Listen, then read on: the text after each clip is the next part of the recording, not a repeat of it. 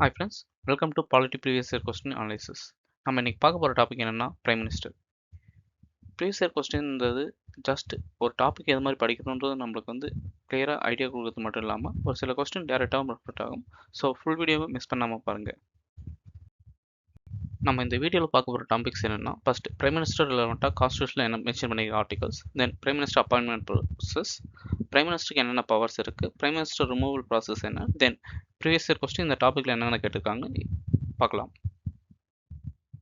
First prime minister ரிலவெண்ட்டாக கான்ஸ்டியூஷனில் mention பண்ணியிருக்க ஆர்டிகல்ஸ் பார்த்துக்கலாம். ஆர்டிகல் 74(1) கிளாஸில் அதில் என்ன சொல்லியிருப்பாங்கன்னா, council of minister plus prime minister இருப்பாங்க. அதில் பிரைம் மினிஸ்டர் தான் அதில் எட் பண்ணுற மாதிரி இருப்பாங்க. அவங்க பிரசிடென்ட்டுக்கு எய்ட் அண்ட் அட்வைஸ் பண்ணணும். தென் ஆர்டிகல் 75(1) கிளாஸ் 1ல் பிரைம் மினிஸ்டர் பிரசிடென்ட் அப்பாயின்ட் பண்ணிப்பாங்க. ஆர்டிகல் 75 கிளாஸ் 3ல் council of minister collective responsibility to Lok Sabha. அதே ஆர்டிகல் 75 கிளாஸ் 5ல் minister must be become MP within the 6 months. அதாவது என்னன்னா, ஒரு எம்பியா இல்லாதவங்களும் மினிஸ்டர் ஆகலாம், ஆனால் 6 மாதத்துக்குள்ளே அவங்க எம்பி குவாலிஃபிகேஷன் இருக்கணும் அப்படின்னு சொல்லுவாங்க. For example external minister Jaishankar sir சொல்லலாம்ல, அவர் ஒரு எம்பியாவே இல்லை, ஆனால் 6 monthsலேயே எம்பி ஆனதால மினிஸ்டர் கண்டினியூ பண்ணலாம்னு சொல்லியிருப்பாங்க. தென் ஆர்டிகல் 78ல் prime minister council of minister டிசிஷனை பிரசிடென்ட் கனெக்ட் பண்ணணும் சொல்கிறது. ஆர்டிகல் 84ல் ஒரு எம்பியா இருக்கிறதுக்கு என்னென்ன குவாலிஃபிகேஷன் இருக்கணும் மென்ஷன் பண்ணியிருப்பாங்க. Next Indian government prime minister government சொல்லுவோம். அதுக்கு ரீசன் பார்த்துலாமா? மோஸ்ட்டாக ரியல் எக்ஸிக்யூட்டிவ், நாமினல் எக்ஸிக்யூட்டிவ் ரெண்டாக சொல் பண்ணுவோம். ரியல் எக்ஸிக்யூட்டிவ் ஒரிஜினல் பவர் யார்கிட்ட இருக்குன்னா பிரைம் மினிஸ்டர் கிட்ட, நாமினல் எக்ஸிக்யூட்டிவ் யார்கிட்ட இருக்குன்னா பிரசிடென்ட் சொல்லுவோம். ஏன்னா கவுன்சில் ஆஃப் மினிஸ்டர் எய்ட் பண்ணுறது, அட்வைஸ் பண்ணுறது பேஸ் பண்ணி தான் பிரசிடென்ட் ஆக்ட் பண்ணணும். அந்த கவுன்சில் ஆஃப் மினிஸ்டருக்கு ஹெட்டாக இருக்கிறது பிரைம் மினிஸ்டர் தான். ஸோ ஓவரால் எடுத்துக்கிட்டால் பிரைம் மினிஸ்டர் கவர்மெண்ட்னு இதுக்காக தான் நான் சொல்லுவோம். Next prime minister appointment process பார்க்கலாம். யார் அப்பாயின்ட் பண்ணுவாங்கன்னா பிரசிடென்ட் தான் பண்ணுவாங்க. மோஸ்ட்டாக லோக்சபாவில் மெஜாரிட்டி பார்ட்டி இருக்கோ அவங்க தான் பிஎம்மாக செலக்ட் பண்ணிடுவாங்க. சப்போஸ் ஹங் பார்லிமெண்ட் இருந்தால் பிரசிடென்ட் டிஸ்கிரிப்ஷன் யூஸ் பண்ணுவாங்க.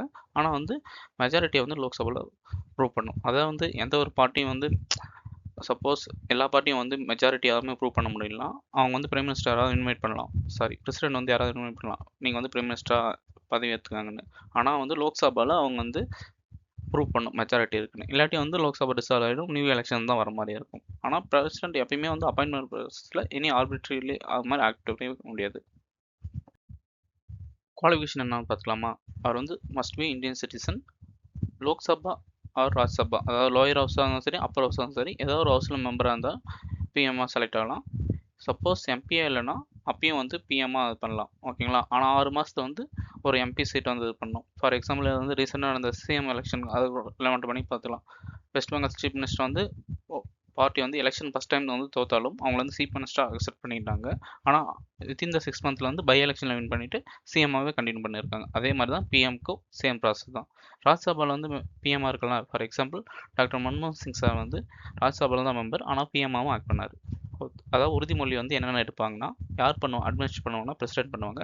பிரைம் மினிஸ்டர் என்ன உறுதிமொழி எடுத்துக்கணும்னா, கான்ஸ்டியூஷனுக்கு ஃபெய்த்தாக இருப்பேன், சாவரிட்டி அண்ட் இன்டெகிரிட்டியை அப்ஹோல்ட் பண்ணுவேன், டியூட்டிஸை ஃபெய்த்ஃபுல்லாக நான் டிஸ்சார்ஜ் பண்ணுவேன், நோ ஃபியர் ஆர் ஃபேவர் அது மாதிரி எதுவுமே இருக்காது அப்படின்னு உறுதிமொழி எடுத்துக்கணும்.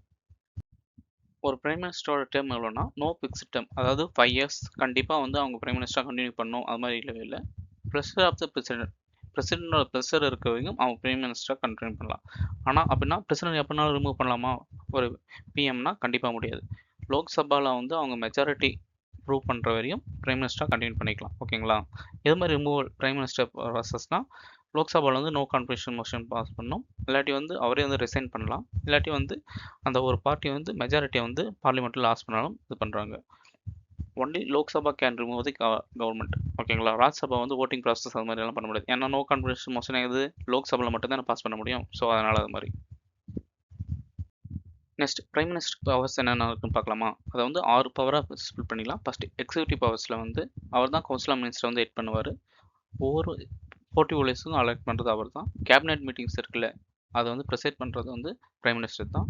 தென் ஒரு மினிஸ்டரை ரிசைன் பண்ண ஆஸ்க் பண்ணலாம்.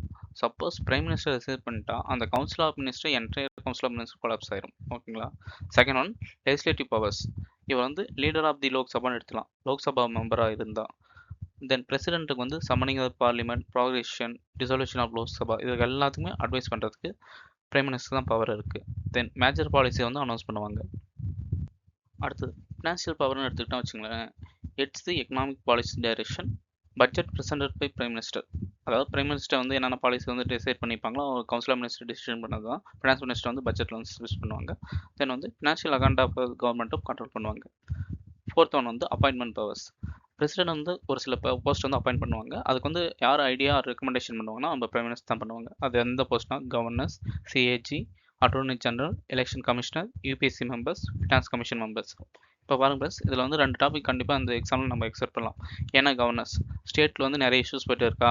பார்லிமெண்ட் இப்போ ரீசெண்டாக நடந்த மீட்டிங்கில் வந்து நிறைய கவர்னர்ஸ் வந்து ஸ்பீச் பண்ணாமல் வெளியே போயிட்டாங்க. அது மாதிரி அது மட்டும் இல்லாமல் ஃபினான்ஸ் கமிஷன் வந்து லேட்டஸ்ட்டாக தான் இது பண்ணாங்க. அவங்களோட ரெக்கமெண்டேஷன் என்ன அது மாதிரி நம்ம டெய்லி நியூஸ் பேப்பர் அனாலிசிஸும் நம்ம பார்த்துட்டு தான் இருக்கோம். ஸோ 2 டாபிக் வந்து இம்பார்ட்டன்ட் ஒன். அடுத்து வந்து டிப்ளமேட்டிக் பவர்ஸ். அப்படின்னா இந்தியா வந்து இன்டர்நேஷ்னல் லெவல் ரெப்ரசென்ட் பண்ணுறாங்க. ஃபாரின் பாலிசிஸ் ஷேப் பண்ணுறதும் பிரைம் மினிஸ்டர் தான். Conduct negotiation. For example president வந்து ஃபாரின் நம்பர் 2 வந்து ஹெட் பண்ணுறது யாருன்னா நம்ம மோடி சார் தான் வந்து அதிகமாக விசிட் பண்ணிப்பாங்க. பிரசிடென்ட் கம்பேர் பண்ணுறது சிம்பிளாக சொல்லலாம் அவ்வளோதான். எமர்ஜென்சி ரோலும் இம்பார்ட்டன்ட் இது பண்ணுவாங்க. பிரசிடென்ட் வந்து article 352 national emergency, 356 president rule, 360 financial emergency. இந்த டைம்லலாம் பிரைம் மினிஸ்டர் தான் பிரசிடென்ட்டுக்கு இது மாதிரி ஆக்ட் பண்ணணும் அட்வைஸ் பண்ணுவாங்க. நெக்ஸ்ட் ஆர்டிகல் 78ல பிரசிடென்ட் கூட வந்து என்னென்ன பண்ணணும் விஷயம் வைப்பாங்க. Prime minister must inform president about council of minister decisions. Second, president வந்து ஏதாவது ஒரு விஷயம் கேட்டால் அந்த இன்ஃபர்மேஷன் வந்து சப்மிட் பண்ணும். தேர்ட் ஒன் என்னன்னா லெஜிஸ்லேட்டிவ் ப்ராசஸ் வந்து கம்யூனிகேட் பண்ணணும். ஓகேங்களா? சிம்பிளாக சொன்னால் ஒரு பிரைம் மினிஸ்டர்ன்றது பிரசிடென்ட் வந்து கவுன்சில் ஆஃப் மினிஸ்டருக்கு ஒரு லிங்க் பண்ணுற ஒரு பாலம் மாதிரி ஆக்ட் பண்ணுவாங்க. அடுத்து வந்து பிரைம் மினிஸ்டர் ஆஃபீஸ். இது வந்து என்னென்னா அட்மினிஸ்ட்ரேட்டிவ் சப்போர்ட் பாடி. இது வந்து யார் ஹெட் பண்ணுவாங்கன்னா பிரின்சிபல் செக்ரட்டரி தான் ஹெட் பண்ணுவாங்க. இது வந்து என்னோட ஃபங்க்ஷன் என்னென்னா எல்லா மினிஸ்டர்ஸ் வந்து ஒரு ஆள் கோஆர்டினேட் பண்ணிவிட்டு பாலிசி அட்வைஸருக்கு ஹெல்ப் பண்ணுற மாதிரி இருக்கும். பிரைம் மினிஸ்டர் கீழே இருக்கிற என்னென்ன பாடிஸ்னால் NITI Aayog, national security council, department of atomic energy, department of space. Okay friends, இனிமேல் வந்து பிரைம் மினிஸ்டர் ரிலவெண்ட்டாக ப்ரீவியஸ் இயர் கொஸ்டின் கேட்டிருப்பாங்களே அதை பார்க்கலாம் வாங்க. எலிமினேஷன் ட்ரிக்ஸோட. Which one of the following statement about the duties of Prime Minister is correct? இது வந்து 1996 கேட்ட question. A. It is free to choose his minister only from among the members of either house of the parliament.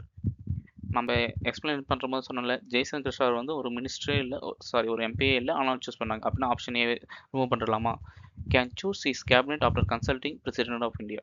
அது மாதிரி ஒன்றுமே இல்லை. Council of மினிஸ்டர்னா prime மினிஸ்டரோட விருப்பம் தான். யார் யார் வந்து கேபினெட் மினிஸ்டர் இருக்கணும் அது மாதிரி. ஸோ வந்து ஆப்ஷன் பி வந்து எலிமினேட் பண்ணிடலாம்.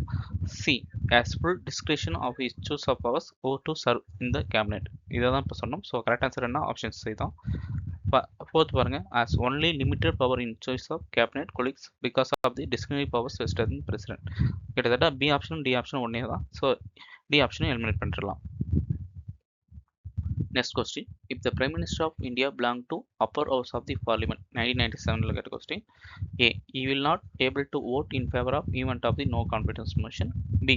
He will not able to speak on the budget of the lower house. C. He can make one statements only in the upper house. D. He was become a member of lower house within the 6 months after being sworn in. Correct answer என்ன? ஏ. இதை வந்து எது மாதிரி eliminate பண்ணலாம்? நான் வந்து சொன்னேன்ல, ஒரு எம்பி வந்து லோக்சபா இருந்தாலும் சரி, ராஜ்யசபா இருந்தாலும் சரி, எதுமாக இருந்தாலும் பிஎம்மாக இருக்கலாம் அப்படின்ட்டு. அப்படின்னா டாக்டர் மன்மோகன் சிங் சார் சொன்னால, அதனால் ஆப்ஷன் டியை வந்து எலிமினேட் பண்ணலாமா? ஓகேங்களா? ஸ்டேட்மெண்ட்ஸ் வந்து என்னன்னா பிரைம் மினிஸ்டர் தான் எப்பயுமே இனாகிரேஷன் அட்ரஸ் எல்லாம் பண்ணுவாங்களே ஒரு புதுசாக வந்து அசம்பிளி இது பண்ணால். ஸோ வந்து அப்பர் ஹவுஸில் மட்டுமா பண்ண முடியும், லோயர் ஹவுஸ்லையும் அவங்க பண்ணுவாங்க, ஜாயிண்ட் ஹவுஸ்லும் பண்ணலாமா? அதனால் சி ஸ்டேட்மெண்ட் இது பண்ணிடலாம். பட்ஜெட்டில் சொன்னல, பட்ஜெட் ஹெட் யார்? Prime minister. அதே மாதிரி பேசாமல் இருக்க முடியும். ஸோ வந்து பி ஆப்ஷனை எலிமினேட் பண்ணலாம். நோ கான்ஃபிடன்ஸ் மோஷன் நான் ஏற்கனவே டிஸ்கஸ் பண்ணும்போது என்ன சொன்னேன், லோக்சபாவுக்கு மட்டுமே ஒரு பாயிண்டா. ஸோ வந்து ராஜ்யசபா மெம்பர் இது மாதிரி நோ கான்ஃபிடன்ஸ் மோஷனில் ஓட் பண்ண முடியாதுல்ல. ஸோ வந்து ஆப்ஷன் ஏ தான் கரெக்டான ஆன்சர்.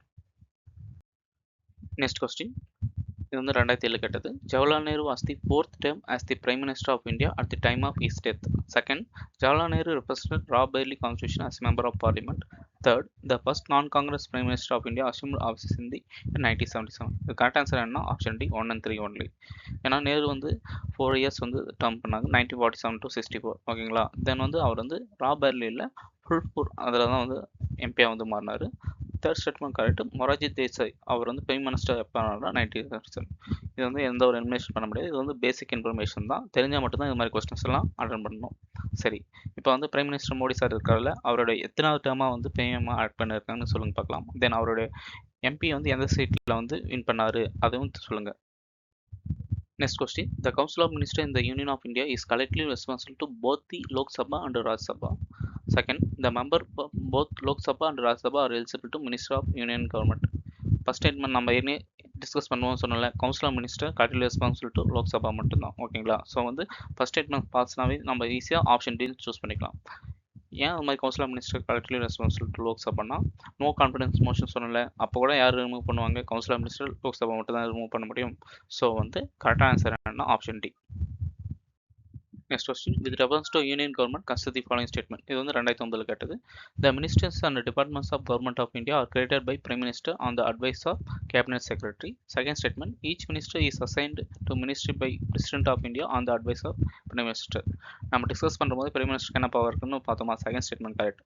அதே ஃபர்ஸ்ட் ஸ்டேட்மெண்ட் எடுத்துக்கிட்டோம் வச்சுங்களேன், ஒரு மினிஸ்ட்ரியில் இருக்கு ஒரு மினிஸ்ட்ரியோ ஒரு டிபார்ட்மெண்ட்டோ வந்து கேபினெட் அது மாதிரி வந்து council of minister prime minister அவங்கெல்லாம் ஜாயின் பண்ண கிரியேட் பண்ணுவாங்க. தவிர கேபினட் செக்ரட்டரி ஒரு யூபிஎஸ்சி எக்ஸாம் பாஸ் பண்ணிட்டு ஒரு ஆஃபீஸர் லெவல் ரெக்கமெண்டேஷனில் கிரியேட் பண்ண முடியும். ஜென்ரலாக நம்ம திங்க் பண்ணாவே இது வந்து ஃபர்ஸ்ட் ஸ்டேட்மெண்ட் வந்து தப்புன்னு எலிமினேட் பண்ணிடலாம். ஓகேவா. ஸோ கரெக்ட் ஆன்சர் என்ன option B.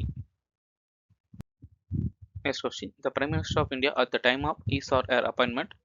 Option A need not necessary member of the one of the house of parliament but must be become a member of the house of with in the 6 months. இதுதான் correct answer. நம்ம வந்து Calcutta chief minister எக்ஸாம்ஸோட நம்ம explain பண்ணுறோம் சொன்னால அதுதான் முக்கியம். ஓகேங்களா. Thanks for வாட்சிங் ஃப்ரெண்ட்ஸ். நம்ம வீடியோ பிடிச்சிருந்தா கண்டென்ட் நல்லா இருந்தால் ஒரு லைக் பண்ணுங்கள். எனி சஜஷன்ஸ் ஃபார் இம்ப்ரூவ் பண்ணாலும் கமெண்ட் செக்ஷன் சொல்லுங்கள். இல்லாட்டி நம்ம வீடியோ வந்து மாதிரி இருந்துச்சுன்னு ஒரு ஃபீட்பேக்கும் நம்ம கமெண்ட் செக்ஷன் சொல்லுங்கள். ஸோ அப்கமிங் வீடியோஸில் இம்ப்ரூவ்மெண்ட் பண்ணுறதுக்கு ஹெல்ப்ஃபுல்லாக இருக்கும். ஓகே ஃப்ரெண்ட்ஸ், நெக்ஸ்ட் இம்பார்ட்டன்ட் டாப்பிக்கோட நெக்ஸ்ட் டே வீடியோவில் பார்ப்போம்.